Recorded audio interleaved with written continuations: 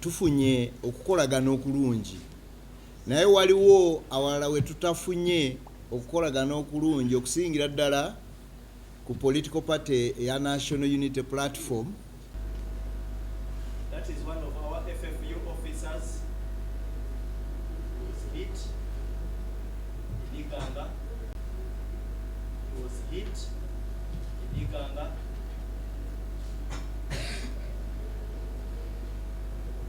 Our vehicle, Kawempe,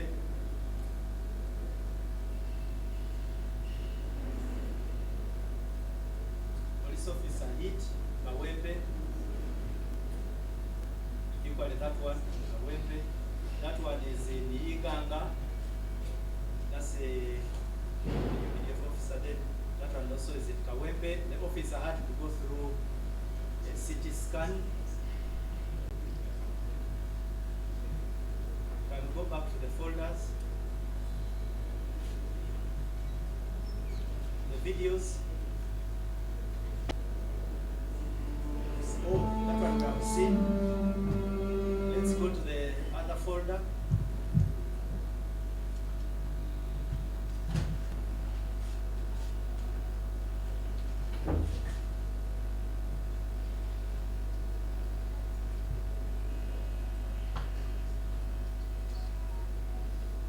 That was in Bugembe. That's Jinja.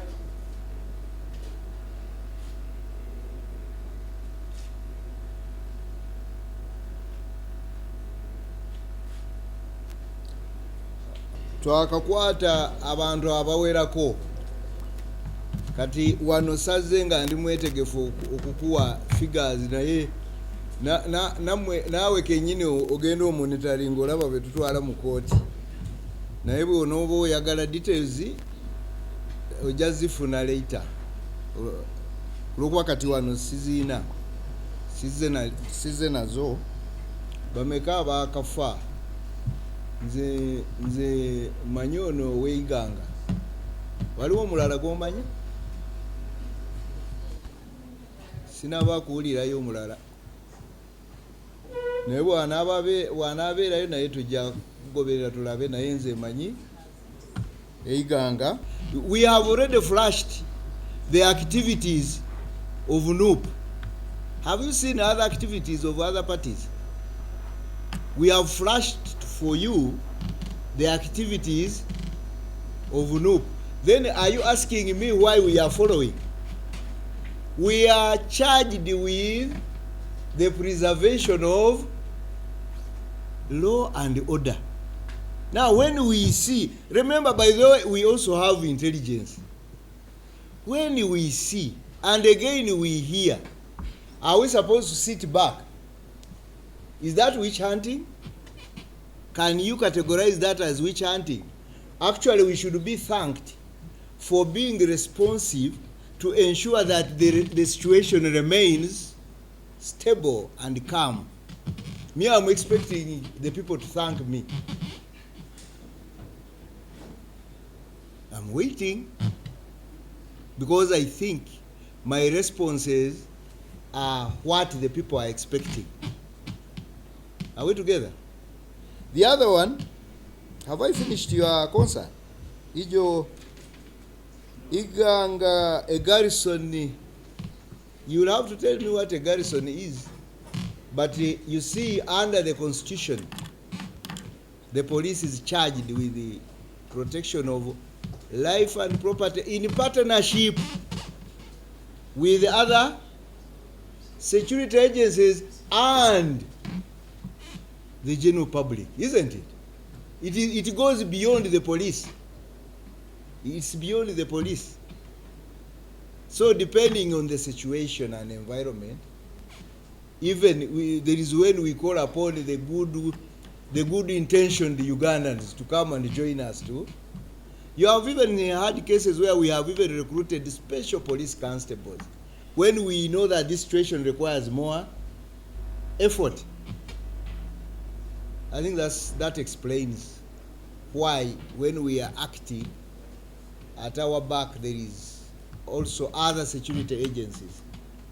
By the way, I want to explain this, that before these rallies take place, there is an interaction between the police and the agencies of these candidates.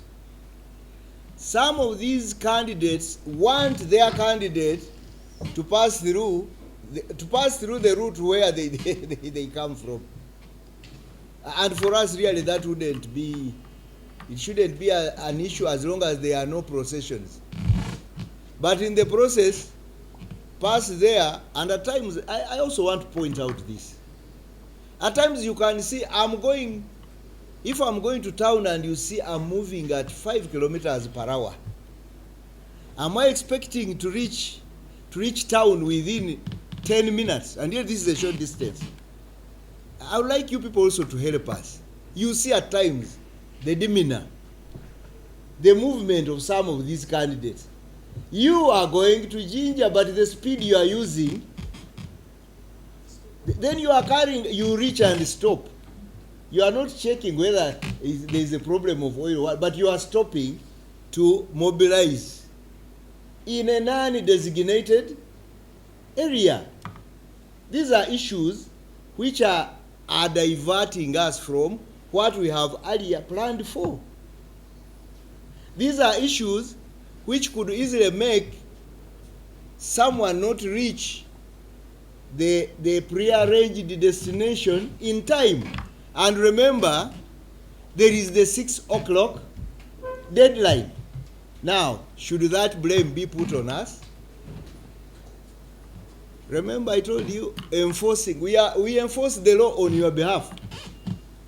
Actually, from tomorrow, don't say the police. You say, okay, you can say our police enforcing our demands. I'll be happy to hear that. This is the demand of the Ugandans, that you people be there to work on our behalf as we do other businesses. That's how I know it. It's not the other way around. We have not brought ourselves into this business. It is the demand of the Ugandan through the constitution. And you are not going to find us wanting on that. We want to still give you comfort that we are up to the task that you gave us. And we are going to do it until we deliver the elections. And even we will continue to deliver a peaceful environment for the development of this country. That one I must assure you. So that you can go and continue to do other things which enable us to get tufunye okukolagana okulungi. Naye waliwo awalala we tutafunye okukolagana okulungi okusingira ddala ku political party ya National Unity Platform. Era ndowooza abantu bagenze bakiraba, waliwo mu bitundu ebirala nga tuwalizibwa okukozesa ate ebikozesebwa ebirala bye tutatandika nabyo. Ndowooza abantu balabyeko nga tukozesaako tear gas, naye mu kusooka tetwagikozesa kulw'okuba abantu baali bakola ki? Bakolagana bulungi naffe. Naye n'ekirala tetwabikozesa kulw'okuba abantu abasirikale bagezaako mu luzungu tukiyita restraint, okugezaako mwandinyambyeko akagambo ako ne mukambuulira, okwekomako, okulaba nti waliwo obutebenkevu. Naye ate obutebenkevu tekitegeeza nti ate wabeerewo abasosonkereza obudde bwonna nti ate nga security etunula. Kiba kitegeezaawo waliwo abamenya amateeka naye ate security ebatunuulira butunuulizi. Ne weesanga nga obudde bwatuuka ne tugamba nti waliwo ebintu abantu be balina okukola ki? Okugondera. N'olwekyo si kugamba nti twali twagadde okukozesa nga tear gas. Naye ate njagala abantu bakitegeere nti tear gas eri mu mateeka, n'ebirala byonna biri mu mateeka, naye kibeera kirungi kulw'okuba nga bwe nagambye nti obululu buno tubukolanga wali tubukolera mu ddembe si mu kulwana. N'olwekyo njagadde ekyo nkikakasiza abantu baffe. Wabaddewo ebikolwa ng'okuvuga bubi mu makubo, okusooka nga tukkiriziganyizza wawe tugenda okuyita, wawe tugeerali wegenda okubeera, ate ne weesanga nga abamu tebagoberera ekintu kye tuba tumaze okwekkaanyaako. Ne weesanga we tufunye obutategeeragana. Waliwo kulw'okuba kambawe na ekirala ekyokulabirako, Electoral Commission yateekawo etteeka nti campaigns zirina obutasukka ssaawa 12. Naye ate ogenda okwesanga waliwo azze zimaze okutuuka ssaawa 12 agamba njagalako kutandika raale. Ne tugamba nedda. Awo oba okoze eki oba togoberedde mateeka. Waliwo ekintu kye tuyita procession oba bakiyita batya, okuyisa ebivulu. Ebyo nabyo twagamba tebikkirizibwa. Naye ate waliwo abalala ogenda okulaba nga bayisa ebivulu. Kati ekyo kiba tekikola bulungi mu nteekateeka yaffe, kulw'okuba enteekateeka tulina okugikkaanyaako, tufune aba security abamala, tulabe nti ebitundu byaffe bisigadde mu ddembe. Kansuubire Oluganda ndwogeramu bulungiko. Ebirala byenjogeddeko ndowooza ffenna tukiraba. Emmotoka waliwo amateeka g'emmotoka engeri gye tuzikozesaamu, naye ogenda kwesanga abantu balinnye waggulu bajjudde. Naye tujjukire twakafiirwa abantu baffe mirundi mingi, naye mu myaka giri egyayita waaliwo ndowooza mujjukira bulungi abaaliwo. Waaliwo accident yali nga tonaba kutuuka bwayise mu budde bwa campaign, yatta abantu bangi obudde bwa Hajji alagidde. Tetujja kukuuma ebintu ng'ebyo bisooka okubeerawo ate tutandike okwejjusa. N'olwekyo tukubiriza abantu baffe tugoberere amateeka, kulw'okuba amateeka tegavaawo bwe tubanga tuli mu budde buno bwa campaign. Era amateeka kati geetaagisa n'okusingira ddala, kulw'okuba tuba tuleese abantu bangi mu bitundu. Ekirala, wabaddewo emabega eyo okukuba abantu ba security amayinja n'okuboogerera obubi obudde bwonna. Naffe mu kulaba kwaffe ffe okubeerawo ye condition esobozesa rallies ezo okugenda mu maaso. Naye kati bwe tutakolagana bulungi naffe tekitusanyusa. N'olwekyo tukubiriza abantu baffe balabe nti tukolaganira wamu bulungi, tugende mu maaso. Tusigazizza ennaku ntono, mwezi gumu n'obunaku obulala obugwamu. Buno tebujja kutwonoonera kye tuliko, okuggyako nga waliwo abaagala okukikola nga bakigenderedde.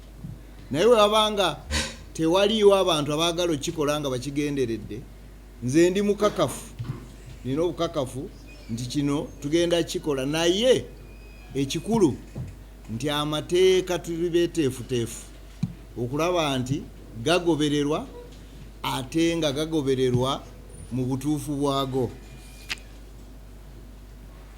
Bwe tuba tukola activities zino eza campaign, tujjukire nti waliwo n'abantu abalala abalina ebibakola ebirala, nabo tubaleke bakole ki, babikole nga naffe tugenda mu maaso ne campaign zino.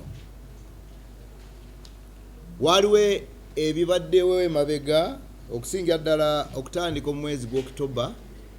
Nayogeddeko erira abawagizi ba NUP bwe bakuba abantu ne bonoona n'emmotoka ya poliisi. Olulala waliwo we baakuba omuntu waffe ye Karamoja mu Abimu district ne bamukola bubi paka yatuukira mu ddwaliro n'amalayo ennaku nnyingi.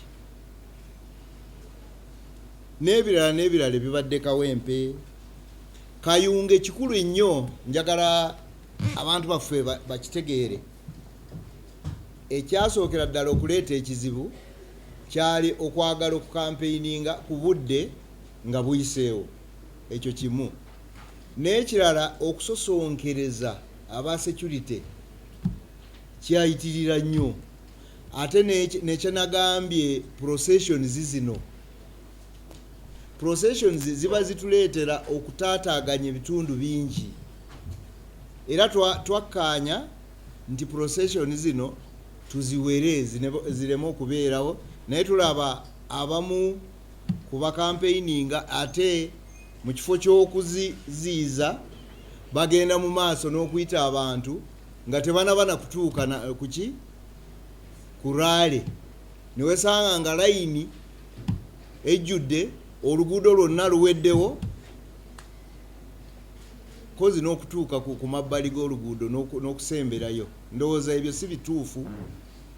Ffenna tukolere wamu tulabe nti ebiruubirirwa byaffe byonna tubifuna mu butuufu, tusobozese abantu baffe okukozesa constitutional right yaabwe gye balina, bawulirize abeesimbyeyo kye bagamba, obudde bw'okulonda butuuke, balonde omuntu gwe baagala.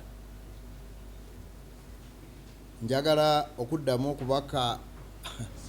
okubakakasa nti ffe nga security tujja kukola kyonna ekisoboka okulaba nti amateeka gagobererwa. Tujja kukola kyonna kye tusobola okulaba nti abantu baffe tebakoseddwa, naye ate n'abantu baffe tubasaba nti ffe okubakuuma obulungi nabo balina okutuyamba mu mpisa. Si kugamba nti ate kibeera kya sayidi emu okukola ki, okulaba nti obutebenkevu bubeerawo. Ndowooza munzikirize nkome wano mu Luganda, naye